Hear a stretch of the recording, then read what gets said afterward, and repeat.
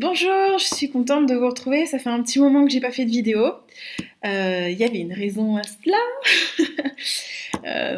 J'étais un petit peu submergée, on va dire, par les symptômes de grossesse.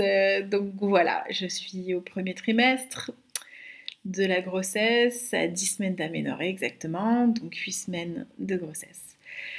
Donc bah écoutez, je vais continuer les vidéos évidemment pour vous transmettre un maximum de choses et en même temps, bah, du coup, je vais vivre en live avec vous la grossesse euh, au fur et à mesure des mois qui s'écoulent. Donc avec plaisir, je ferai une autre vidéo pour vous raconter un petit peu ce premier trimestre. Voilà, donc je faisais cette vidéo aussi pour répondre à une question, on va dire même plusieurs questions qui m'ont été posées par Amande Rose qui est enceinte de son premier bébé et qui aimerait accoucher sans péridurale. Alors évidemment, c'est une vraie décision, c'est une réflexion aussi à avoir, accoucher sans péridurale et surtout savoir comment un peu ça va se passer dans l'accompagnement pour pouvoir gérer ça. Donc, on va commencer par le début, sa première question.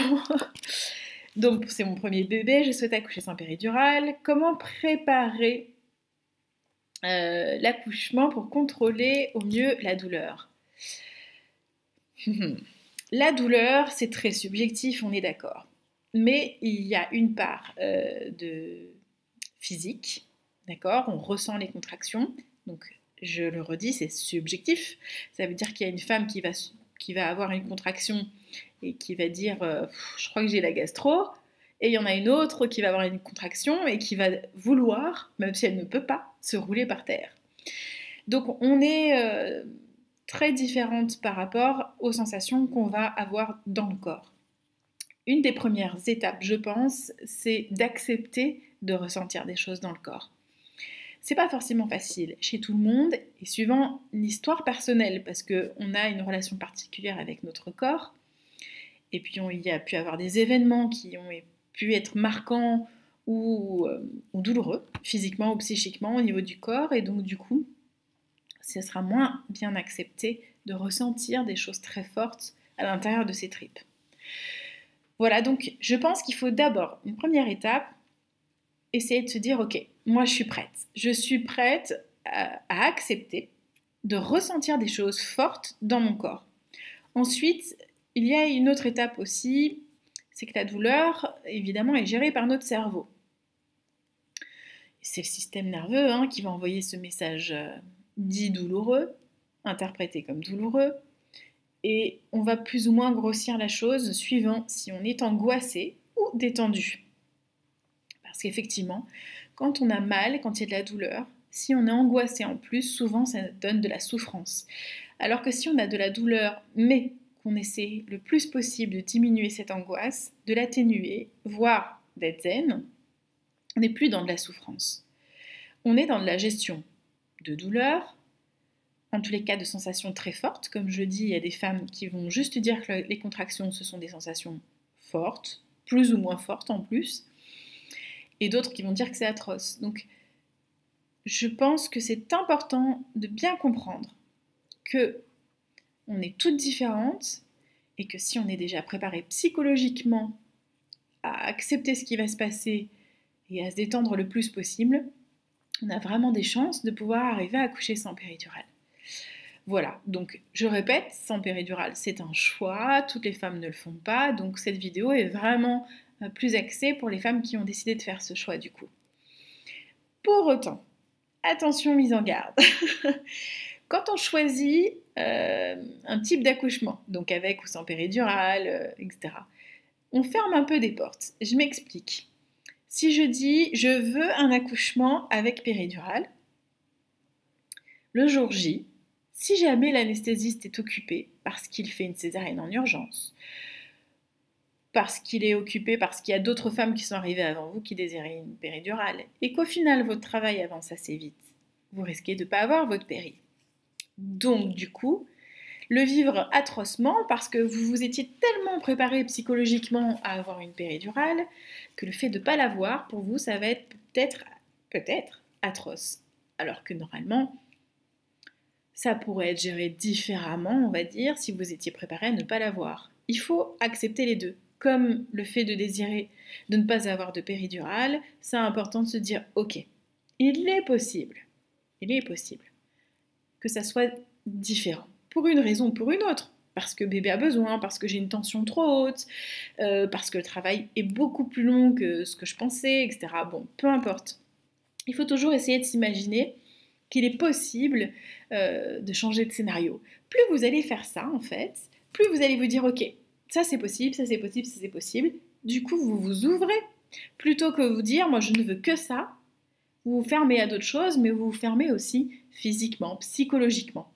Donc, laissez les choses faire. Dites-vous bien que, de toute façon, même si vous avez une trame et que vous vous projetez, c'est ce qui est très bien, il faut quand même laisser les choses venir et ne pas se fermer. Ça, c'est important. Alors, comment se préparer à contrôler la douleur? Eh bien, justement, la sage-femme que vous avez choisie pour la préparation à la naissance va vous y aider. Vous allez en parler. Déjà, il faut connaître comment ça fonctionne, la douleur, quelles sont les hormones qui sont en jeu, comment le système nerveux fonctionne, quelles sont les hormones qui sont sécrétées pour vous aider aussi, parce que le corps n'est pas bête. Ouf, il a tout prévu, donc il y a vraiment tout ce qu'il faut dans votre corps pour sécréter une hormone qui sont les endorphines, qui sont un peu anesthésiantes et euphorisantes, qui vont vous permettre de gérer ça aussi. Donc, et puis il y a plusieurs étapes dans l'accouchement, enfin, c'est très vaste, c'est un sujet qui prend, c'est bien de mettre au moins 1 heure de temps pour pouvoir parler de ça, pour comprendre comment ça se passe, comment ça fonctionne dans son corps, et psychologiquement, qu'est-ce que je peux y faire. Donc, votre sage-femme va vous aider simplement à comprendre et à vous réorienter, vous orienter vers un outil, par exemple, qui pourrait vous aider. Il y a des femmes qui vont se sentir super bien avec de la sophrologie et qui vont gérer la douleur magnifiquement bien avec. Et puis il y en a d'autres qui ont besoin plutôt de contact et qui se sentent bien et qui sécrètent beaucoup d'hormones de détente quand elles se font masser. D'autres qui vont avoir besoin de chanter. Il y a plein de personnes qui aiment chanter et on sait que ça fait du bien le chant. Alors c'est sûr, on va pas faire la Castafiore. Vous pouvez, soit. Mais en général, quand on est dans une structure hospitalière, en tous les cas, on a un petit peu d'appréhension de chanter. Donc, pas forcément chanter, mais faire des sons, et pas forcément très fort, pour soi, juste pour essayer de se détendre, et voilà. Donc, il y a 1 milliard de solutions qui peuvent vous correspondre. À vous de choisir ce qui va, du coup, vous correspondre au mieux pour vous, pour votre personnalité, voilà. Et puis en plus de ça, ce sont des outils qui peuvent changer au fur et à mesure du travail. Donc le travail, c'est à partir du moment où les contractions commencent et que le col commence à s'ouvrir jusqu'à la naissance. Et bien, pendant toutes ces heures, parce que ça dure en moyenne quelques heures, surtout un premier, c'est à peu près 10 heures. Donc pendant ces heures-là, vous pouvez aussi changer d'outil pour vous détendre. Il y en a aussi qui vont utiliser, par exemple, l'eau.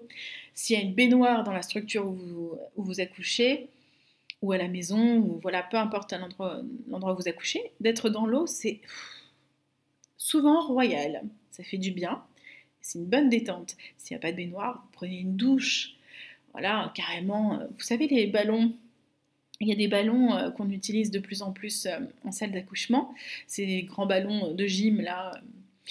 On peut très bien mettre ça dans la douche. On s'assied sur son ballon, on prend sa douche, on demande même à son homme de venir dans la douche. Et puis il peut masser le bas du dos, mettre le jet avec de l'eau tiède pour soulager les muscles. Voilà, il y a plein de techniques pour aider. Mais c'est vrai que là, sur ces vidéos, et surtout qu'il y a plein de questions auxquelles je dois répondre, j'ai peur de faire des vidéos un peu trop longues. Si jamais le sujet est, je vois qu'il est à nouveau abordé dans plusieurs autres commentaires, je ferai une vidéo spécifiquement pour ça. Mais je vous conseille très vivement d'aller voir une sage-femme qui va vous prendre en aparté, vous, votre conjoint, que vous deux, pour pouvoir adapter au mieux toutes les solutions qui s'offrent à vous. Une autre question, c'est comment faire pour que l'accouchement se passe vite? Alors, l'accouchement, pour qu'il se passe vite, eh bien oui, il y a quand même des choses à faire. Il faut savoir que le bébé, en moyenne, donc à terme, à 41 semaines d'aménorrhée, votre bébé va peser en moyenne 3,3 kg pour à peu près 50 cm. Donc 3,3 kg, c'est du poids. Quand même, un peu, hein, on sent que ça pèse. Donc imaginez-vous, si vous avez votre bébé qui doit descendre, on est bien d'accord, vers la sortie, c'est plus simple pour lui si vous êtes en position verticale plutôt qu'horizontale.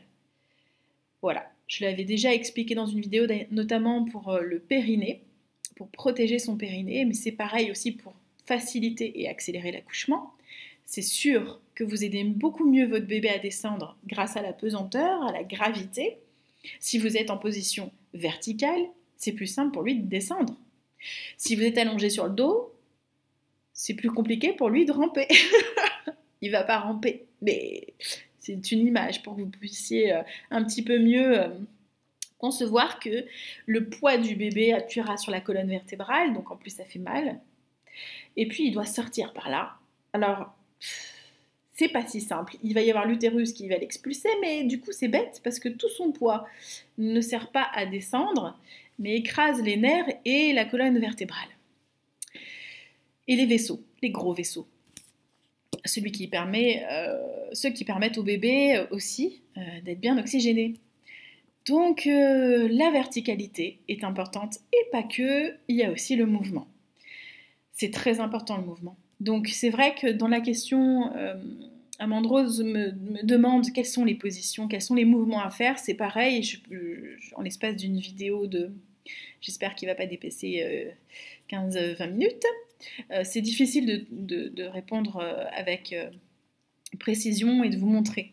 Donc je vous renvoie à nouveau à la sage-femme et si vraiment c'est insistant au niveau des commentaires et que vous voulez, je vois qu'il y a beaucoup de commentaires pour que je montre comment ça se passe, je le ferai. Mais vraiment, allez voir votre sage-femme. Ce qui est important de savoir, c'est que effectivement, il y a des mouvements et des positions que vous pouvez adapter qui vont faciliter la descente de votre bébé. Alors pourquoi le mouvement? En fait, votre bébé, effectivement, il y a le poids, il va descendre plus facilement si vous êtes à la verticale, mais en fait, il ne descend pas juste comme ça, votre bébé. En fait, il va pivoter, un peu comme un pas de vis, là, dans le bassin. Donc du coup, on peut s'imaginer que si lui, il doit pivoter, si moi, je ne bouge pas, que je reste allongée, ou dans une position de toute façon un peu inerte, entre guillemets, ça va être un peu plus compliqué pour lui de faire son pas de vis. Parce qu'il a besoin effectivement de mouvement pour se caler dans votre bassin. Parce que le bassin, c'est pas un cylindre droit. Du tout. Il a plein de diamètres différents. Et donc pour lui, ça va être beaucoup plus simple, si vous bougez votre bassin, hop, d'arriver à se caler dedans. Touc, touc, touc, touc, touc, touc, touc, avec le mouvement du bassin. Ça paraît logique, c'est des lois physiques en fait. Hein, la pesanteur, le mouvement, pour faire le pas de vis, il faut du mouvement. C'est donc un accouchement qui va être plus simple, plus rapide, et donc on est bien d'accord, au niveau de la gestion de la douleur, plus simple aussi, puisque le bébé n'appuiera pas sur les nerfs, dans le dos, dans la colonne vertébrale, et que comme il trouve plus facilement la sortie, ça dure moins longtemps, et puis c'est plus facile pour vous de gérer, parce qu'effectivement, il y a des moments où ça va vous titiller, hop, vous allez bouger, ça va permettre au bébé de se décoincer, d'avancer un peu plus bas, et donc du coup, vous vous êtes soulagé, et en même temps, ça a permis au bébé de descendre. Donc voilà, le mouvement, la verticalité, c'est la clé. C'est la clé. En même temps, pour gérer la douleur, toujours pareil, n'oubliez pas, être angoissé, c'est ce qui est le plus difficile pour un accouchement, parce que vous pouvez bien vous imaginer que être angoissé aussi, ça va impacter sur votre corps. Qu'est-ce qu'on fait quand on est angoissé? On se crispe.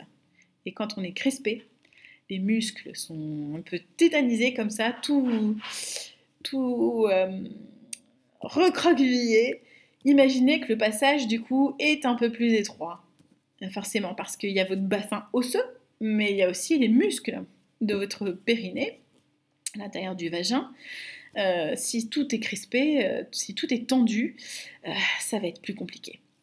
Et puis votre utérus, qui est un muscle, a besoin de bien se relâcher après une contraction pour la détente. Quand il n'y a pas de contraction, normalement, il y a zéro douleur. Donc vous devez vous détendre. Donc les mouvements et les exercices, voilà ma réponse, la verticalité, le mouvement. À voir avec une sage-femme pour qu'elle puisse vous montrer dans votre corps comment faire. Est-ce qu'en mangeant et en buvant, on peut faciliter l'accouchement? Oui, c'est sûr et certain. En fait, ce qui se passe, c'est qu'au début de travail, c'est important d'avoir pu manger. Pourquoi? Parce que votre corps a besoin d'énergie. Imaginez, vous partez pour un marathon de 10 heures. N'importe quel sportif vous dira, si tu ne me donnes pas un truc à manger, j'y arriverai pas. Si tu ne me donnes pas un truc à boire, j'y arriverai pas. J'aurai des crampes, je ne serai pas aussi efficace au niveau musculaire, puisque les muscles ont besoin d'être hydratés. Donc vous, l'utérus, c'est un muscle, vous allez faire un marathon. On va faire un marathon, puisque moi aussi bientôt. Donc évidemment que c'est important de s'hydrater, évidemment que c'est important d'avoir de l'énergie. Au départ, vous allez voir les tout débuts de contraction, quand ça commence à se mettre un peu en place, il faut des repas comme vous avez l'habitude d'en manger. Et ensuite, quand les contractions se mettent en place, que le travail se met en place, si vous avez encore un peu faim, picorez, mangez des choses qui vont vous apporter de l'énergie, des sucres rapides comme des sucres lents. Voilà, c'est important. Moi, ce que je recommande souvent aussi, c'est quand on est à la maison et qu'on sait que la date d'accouchement approche, de faire des petits ramequins avec plein de choses à l'intérieur. Donc un ramequin avec des oléagineux, noisettes, amandes, des choses à picorer comme ça qui sont super pour apporter un peu d'énergie.